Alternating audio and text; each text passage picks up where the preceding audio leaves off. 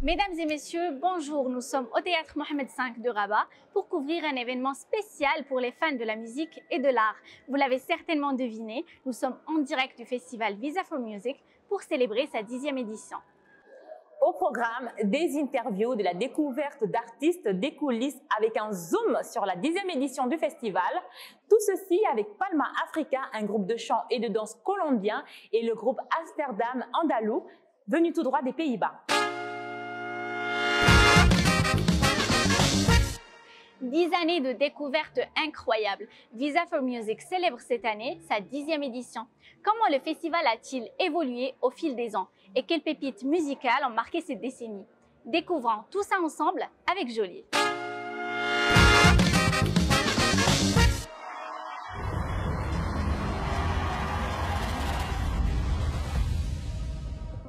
Bonjour Alam, bonjour Laetitia. Tout remonte en 2014 et il semble que c'était hier. Rabat va découvrir un événement culturel majeur, la naissance du festival Visa for Music. Objectif, promouvoir des pépites musicales d'Afrique et du Moyen-Orient. Dès lors, chaque édition va être marquée par une palette artistique riche et variée, mettant en scène de talents émergents et de légendes confirmées venues de divers horizons.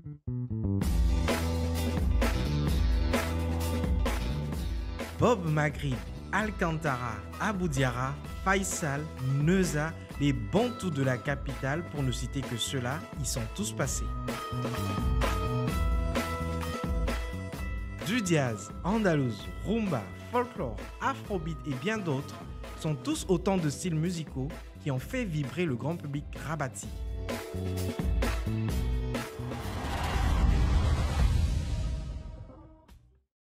Au fil des ans, ce festival a conquis des cœurs pour finalement s'imposer comme un acteur culturel majeur de la scène musicale internationale. Mais derrière cette vision, un homme, Brahim El Mazned, que nous avons rencontré pour vous. Bonjour Monsieur Brahim. Bonjour. Nous sommes au cœur même de l'événement, l'ambiance est émouvante. Quelle a été la motivation principale derrière le lancement du festival? Le festival a été lancé il y a 10 ans. C'est un festival assez particulier parce que c'est un festival et un marché professionnel. Donc les artistes, les professionnels de la culture se retrouvent ici pour à la fois pour les concerts, mais aussi pour la partie forum, pour les conférences, pour les speed meetings. Donc c'est une rencontre assez particulière. Plus de 1000 professionnels issus de plus de 80 pays se retrouvent ici pour échanger, pour aussi rencontrer les artistes, pour assister à des concerts. Et donc c'est un moment particulier. Ces 10 années ont été très très chargées. Plus de 600 concerts ont eu lieu, une centaine de conférences ont été organisées, autant d'ateliers dont il y a eu au moins 2000 bénéficiaires de tous ces ateliers. Donc c'est un festival particulier qui habite le centre de Rabat. Vous avez certainement rencontré des difficultés au lancement. Comment vous les avez surmontées? Écoutez, il n'y a pas un projet comme ça au démarrage où il n'y a pas de difficultés, je pense, notamment dans le secteur de la culture. D'abord, on a mis beaucoup de temps à expliquer le projet, parce que ce n'est pas un festival comme j'ai expliqué. On a mis beaucoup de temps. On continue encore à faire de la pédagogie là-dessus. Et puis, la communauté a grandi, comme vous avez pu le voir. Et puis, on a réussi à trouver... On a des partenaires fidèles. On a retrouvé de nouveaux. Et donc, c'est comme ça que ce projet grandit. Aujourd'hui, c'est la 10e édition. Lorsque vous regardez le bilan, quelle impression vous avez? Vous savez, le bilan est tellement riche, comme j'ai expliqué avec le nombre d'activités qu'il y a eu depuis la naissance de ce projet. Et puis, comme vous avez pu le voir, on a plus de 100 000 personnes qui nous suivent à travers le monde parce que c'est un projet, comme je disais, c'est la plus grande plateforme. Aujourd'hui, c'est le plus grand marché dédié à la musique ici en Afrique. Et comme vous avez pu le voir, les collègues du continent sont très attachés à ce projet. Ils viennent chaque année. Et donc, on essaye d'abord de stabiliser le projet, de le faire grandir et de le nourrir à chaque fois avec des nouveautés. Monsieur Brahim, je vous remercie. Merci d'avoir répondu à notre question. Merci à vous. Vous l'aurez compris, au-delà de la musique, des liens, des rencontres et des échanges culturels, de l'Afrique à l'Asie, en passant par l'Occident et le Moyen-Orient, Visa for Music continue de repousser les frontières parmi les peuples à travers la musique. Restez avec nous tout au long de cette édition spéciale pour y vivre des moments exceptionnels. Merci Jolie pour ce focus et cette plongée dans le passé de Visa for Music. Palma Africana, c'est un groupe de chant et de danse haut en couleur qui nous vient tout droit de la Colombie. Gian, leur représentant, est avec nous. Bonjour Gian. Hi, bonjour. Palma Africana, c'est de l'art colombien, mais d'où vous vient votre nom? The name of our group has a whole background. Le nom de notre groupe a toute une histoire. C'est un groupe qui s'est formé il y a 48 ans, qui a beaucoup d'expérience et beaucoup d'histoire sur lui. And it has a lot of background, a lot of history on it. The palma itself, it's a tree. Le palma lui-même est un arbre qui pousse en Colombie. C'est donc vraiment représentatif de notre part. Really representative from us. So our director decided to give that name. Notre directrice a donc décidé de donner ce nom en l'honneur de cet arbre qui pousse en Colombie. Et aussi parce que la Colombie a beaucoup d'origines africaines. The African part, because Colombia has a lot of African background, right? So our culture is mixed up. Notre culture est donc un mélange de peuples indigènes, espagnols et africains. Et elle voulait bien honorer cela avec le nom de l'arbre et de l'Afrique. Well, with the name of the tree and African after it.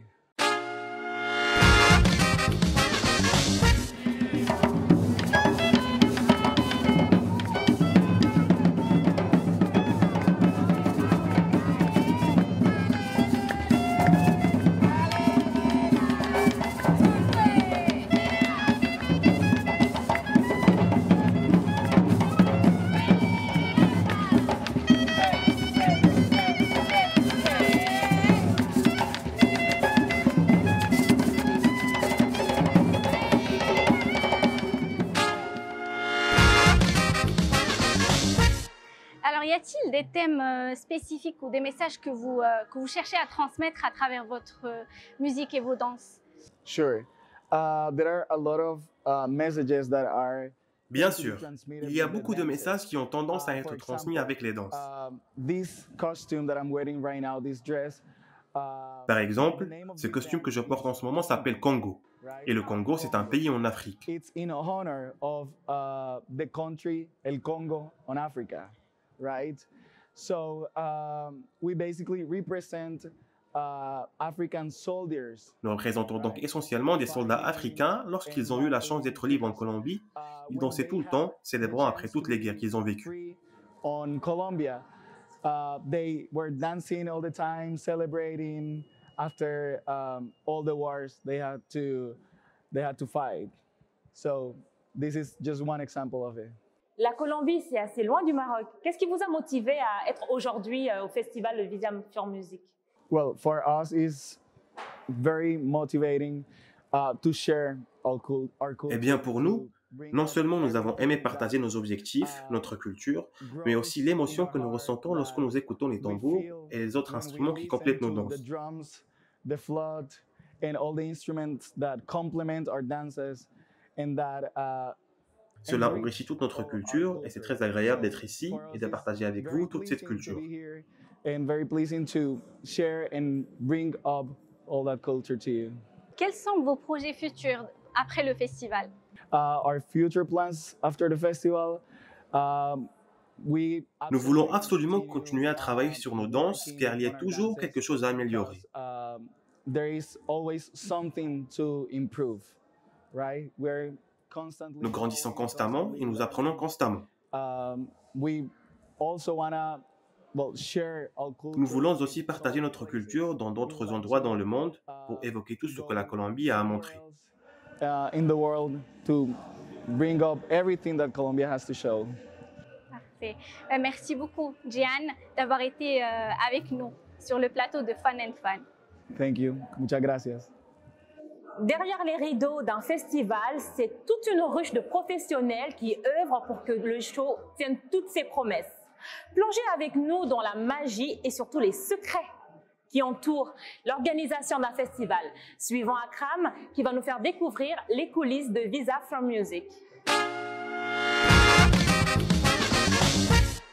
Bonjour Laetitia, bonjour Ahlam. Dans chaque festival, il y a deux orchestres, celle des artistes et celle des techniciens. Aujourd'hui, nous vous proposons une immersion dans le monde des techniciens. Ces soldats de l'ombre qu'on ne voit pas, mais qui sont pourtant indispensables pour le bon déroulement du festival. Restez avec nous.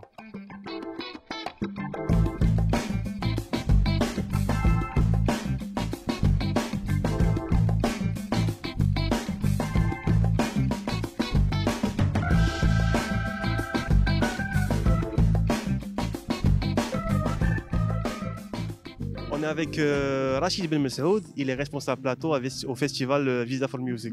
Bonjour Monsieur Rachid. Bonjour. Pouvez-vous nous parler de votre métier s'il vous plaît? Je suis technicien de son et responsable plateau. C'est moi qui contrôle toutes les entrées et les outs qui sont dans la scène. J'assure les groupes pour ne pas avoir de panne. C'est moi qui m'occupe des micros et des artistes aussi.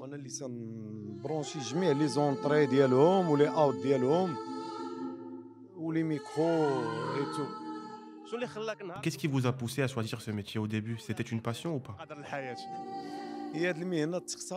Durant la fin des années 80, il y avait une émission télé qui diffusait les festivals du monde entier. Je me suis dit, j'aimerais bien faire partie de ces gens.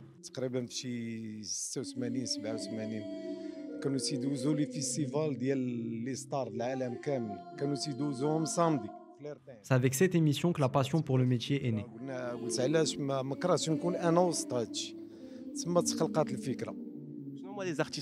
Avec quels artistes vous avez collaboré? B.B. King, Santana, Sting, George Benson, Cat Stevens, Julio, Elton John, Joe Cocker, Shakira, Mariah Carey, Whitney Houston. Je travaille avec tous ces artistes dans le cadre du festival Mawazine. Grâce à Mawazine. Et pour finir, quel est votre genre musical préféré? Honnêtement, pour notre domaine, tu dois t'adapter avec tous les genres. On doit travailler avec n'importe quel groupe, que ça soit du rap ou du chant arabe. Tu dois aimer tous les genres de musique.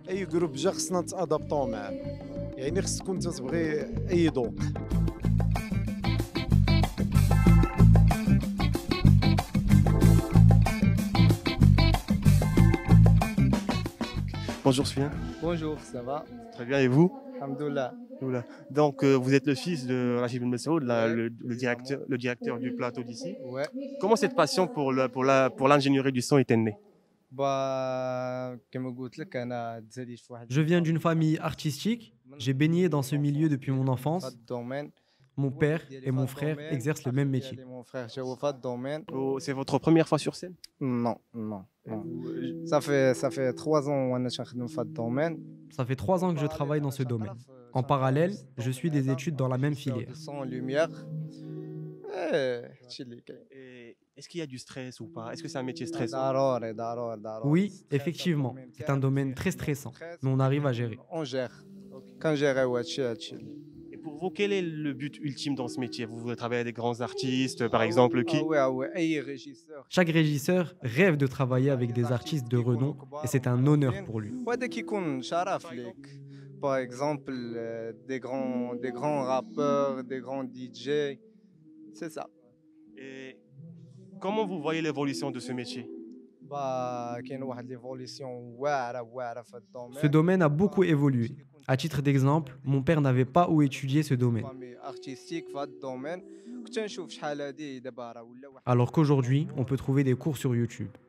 الدومين تطور بزاف شحال هادي ما كانش معروف ما كناش كنلقاو دي زيكول اللي يقراوك هاد الشيء دابا الحمد لله كاين دي زيكول فين تقرا فين تتعلم دي فيديو سيغ يوتيوب الا ما بغاش شي واحد يتعلم.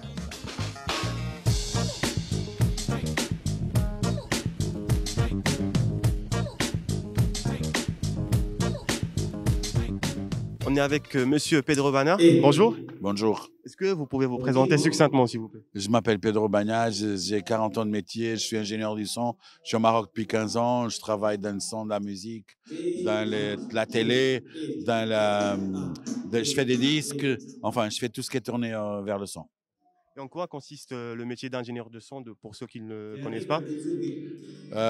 Mixer, caler des systèmes, faire du tuning dans les systèmes, faire des projets de sonorisation globale. Voilà. On a beaucoup de disciplines dans le son.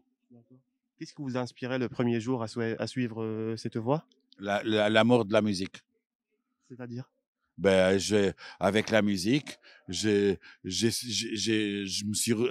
aimé tellement la musique et j'ai voulu, quand j'étais petit, j'ai voulu écouter. Mes parents ils m'ont donné des petits magnétos de cassette et j'ai voulu faire du bon son. J'ai commencé à comprendre que le son il passait par des haut-parleurs, il rentrait par des microphones et très vite j'ai commencé à bricoler quoi. Et j'ai fait beaucoup d'erreurs.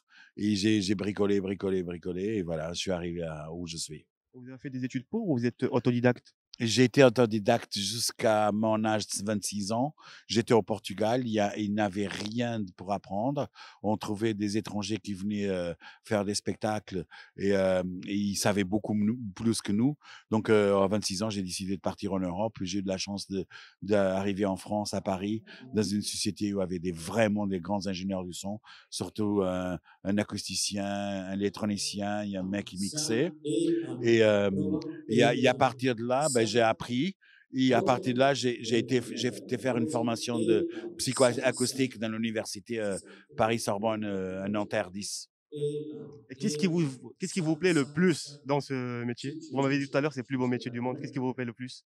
Je ne sais pas si c'est le plus beau métier du monde, mais quand ça sonne, quand les musiciens ils jouent la musique particulièrement que vous aimez, c'est Dieu qui descend sur terre, quoi. Vous avez travaillé avec des musiciens que vous aimez? Oui, j'ai eu la chance d'être ingénieur du son d'Ahmad Jamal, qui c'était un des plus grands pianistes du monde mondial. J'ai eu la chance de faire Lester Bowie, le Peterson. Dans le jazz, j'ai été vraiment formé dans le jazz. Et j'ai fait aussi du classique. Dernièrement, j'ai été 5 ans à l'Opéra de Mascate, où j'ai enregistré plein d'opéras et je me suis vraiment déplacé, spécialisé dans le classique. Maintenant, je suis au Maroc, je fais de tout et je travaille avec l'Orchestre Symphonique Royal et l'Orchestre Philharmonique du Maroc. Voilà. Pour en finir, votre chanson préférée? Si vous en avez une, bien sûr. Ou votre artiste? Mon artiste favori, c'est Frank Zappa. Voilà, la chanson, ça dépend du moment, mais Frank Zappa, c'est mon artiste favori. Bon, après, il y a Miles Davis, John McLaughlin, il y a John Coltrane, en rock, il y a The Who, enfin bref. Never Ending, voilà. Merci beaucoup, Monsieur Pedro Bagna, d'avoir été avec nous. Je vous en prie et je vous souhaite à tous une bonne continuation et des bonnes études. Il faut travailler. Le talent, c'est 90% de travail. Merci beaucoup. Merci Akram de nous avoir emmenés avec toi dans les coulisses du festival et de nous avoir fait découvrir le monde de l'événementiel. Chers téléspectateurs, nos invités forment un groupe dynamique venant tout droit de la vibrante ville d'Amsterdam. Le rythme vous fera certainement bouger. Nous sommes avec le groupe Andalusisch Orchestra et Amsterdam, Klezmer Band. Bienvenue. Merci. Bonjour monsieur. Merci, Alors, bonjour. on aimerait bien vous connaître et connaître les membres du groupe, s'il vous plaît. Voilà, je m'appelle Ahmed El-Maï, je suis membre de Amsterdam Andalusisch Orchestra. Quand on travaille ensemble, on fait beaucoup des activités à la région d'Amsterdam, Hollande, et on a collaboration avec Klezmer Band. C'est lui qui va présenter le groupe, quoi. Donc, d'accord. Voilà. Parfait. Vous pouvez présenter votre groupe? Alors, notre groupe s'appelle Amsterdam Klezmer Band. On joue la musique de l'Europe de l'Est avec une influence juive. Ça, c'est le plus important ingrédient de notre groupe. C'est la musique juive. Quelle est l'importance pour vous de vous exprimer sur la scène du festival? C'est très important. Alors, on travaille ensemble avec un groupe, avec la musique marocaine aussi, la musique de cette région, et on fait la musique ensemble. Oui, la musique ensemble, oui. Oui, et c'est très important de le faire là, ici, au Maroc. Oui, même pour les instruments, on choisit des instruments différents, les instruments arabes, instruments comme le saxo, les guitares et tout ça. Donc, on fait un peu de mixture, de mixte, de mélange, quoi. Oui, mélange. Ouais, c'est ça. Ouais. Parfait. Alors, comment vous avez préparé votre performance? Vous avez pris en considération la culture marocaine, vous avez dit. Vous avez utilisé des instruments marocains? Oui. En fait, le but comment on dit, de la musique entre la musique, entre la collaboration. Oui. Collaboration. Voilà. Donc, on choisit toujours les thèmes de musique entre la musique de klezmer ou Amsterdam Andalusies Orchestra. Nous, on est spécialiste de la musique de tout, quoi. Donc, on joue la musique arabe, la musique traditionnelle, classique, arabo-andalou aussi. Voilà, donc on choisit toujours le thème qui va, comment on dit, toucher le plus. Oui, oui, avec la musique qui joue, quoi. Donc, parfait. Qui vous joue. Comment est-ce que vous espérez que cette expérience puisse toucher votre public? Avec le public ce soir? Oui, j'espère que ça sera un peu de fête. Aussi l'idée qu'on peut bien mélanger les deux styles, les deux attitudes de groupe, et ça fait une nouvelle groupe avec un son très inconnu. Inconnu, oui, c'est ça. Et en plus, on travaille la première fois ici au Maroc aussi. Oui. Ça c'est pour le festival Visa for Music. Oui. Alors, on va essayer de faire, et moi, je suis très content qu'on travaille ensemble, quoi. Donc, moi aussi. Donc, voilà. Ce sont des amis aussi. Ouais. Alors, parce que déjà travailler ensemble, alors c'est la première fois qu'on va voyager ici au Maroc, à Rabat, pour ça. Donc, voilà. On vous souhaite que votre performance exactement de ce soir soit à la hauteur de vos attentes et que le public réagira également. J'espère qu'il y aura de le public. On vous remercie pour le temps que vous nous avez accordé. Et on vous dit à tout à l'heure sur scène. Oui, bien sûr. Ouais. Super, merci beaucoup. Merci beaucoup. Merci beaucoup.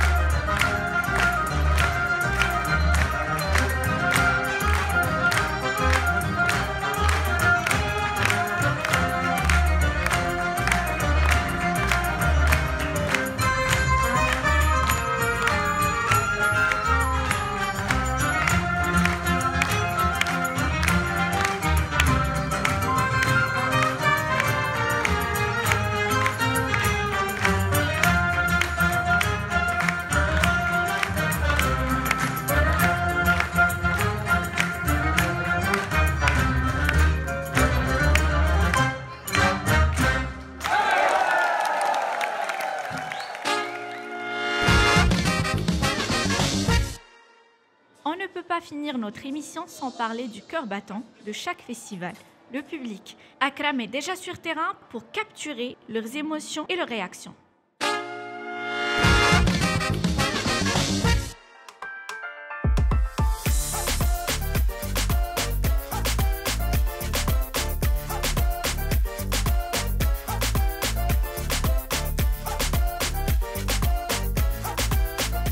Que serait un festival sans son public? Et aujourd'hui, on est avec le public de Visa for Music. Avec nous, Daria, qui vient de la Pologne. Bonjour Daria. Bonjour à tous. Comment s'est passée ta journée? En vrai, c'était une très belle journée. Et comment tu as trouvé le festival Visa for Music? J'ai vraiment apprécié. Vu que c'est la première fois que j'assiste à ce festival, c'était une grande surprise pour moi. C'était qui ton artiste préféré? J'ai trop aimé le groupe d'hier, Aïta Mon Amour. J'étais entourée par des Marocains et on dansait tous ensemble. C'était juste magnifique. So will you come here next year? Tu vas revenir pour la prochaine édition si tu as l'occasion? Oui, absolument. Je pense que c'est le meilleur festival auquel j'ai assisté en termes de style musical.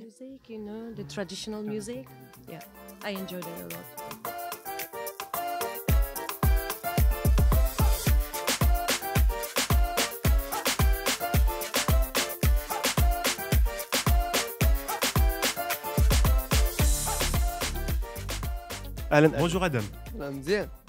Tout va bien, merci. Comment tu as trouvé le festival? J'aime beaucoup. Je suis venu car j'aime beaucoup la musique. Je suis venu aussi pour voir les artistes qui sont présents dans le festival. Et si tu as la chance d'ajouter un artiste à ce festival, ça serait qui? Ça serait El Grande Toto. Et pourquoi? Parce qu'il est trop fort. Il a fait un grand succès. Il représente et honore le Maroc à l'international. Et en plus, il vient de publier son dernier album.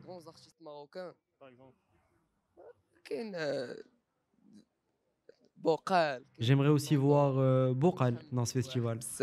Donc merci beaucoup Adam d'être avec nous et retour à toi Laetitia. Et voilà, Fun and Fun, c'est déjà terminé, mais pour aujourd'hui seulement. Merci à vous, chers téléspectateurs, de nous avoir suivis et d'être restés jusqu'au bout. Rendez-vous très bientôt pour plus d'actualités musicales. Au revoir.